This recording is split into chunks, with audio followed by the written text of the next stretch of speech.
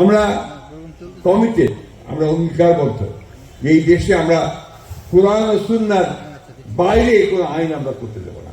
এটা আমাদের কমিটমেন্ট। এই কমিটমেন্ট আমরা সবসময় করে এসেছি। আমি যখন আপনার চরমনের পীর সাহেবের সঙ্গে বসেছিলাম, আপনাদের হয়তো অনেকের মনে থাকতে পারে, সেখানে যে 10টা বিষয় আমরা একমত হই, তার মধ্যে এই একটা বিষয় ছিল, এটা অনেকের মনে থাকতে পারে। সুতরাং এই কথা যারা ছড়ায়, অনেকেই আপনাকে বিভ্রান্তি সৃষ্টি করার জন্য বলে আমরা নাকি কোরআন ও সুন্নাহর আইন চাই না। নাউজুবিল্লাহ।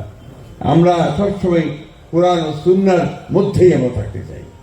আমাদের বংশ সেটা, আমাদের রক্তের মধ্যে সেটা। আমরা গর্বিত যে আমি একজন মুসলমান, অত্যন্ত গর্বিত। এই কারণেই কি আমরা সত্যের পথে, ন্যায়ের পথে ইসলাম সবসময় আমাদেরকে নিয়ে যায়। ইসলাম শান্তির ধর্ম। আমরা শান্তি চাই। আমরা চাই এই নির্বাচনের মধ্য দিয়ে শান্তি প্রতিষ্ঠিত হোক।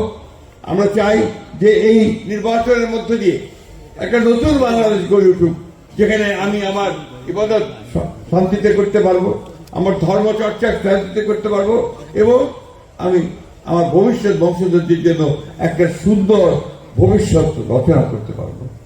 এই দেশটা আমাদের একমাত্র লক্ষ্য।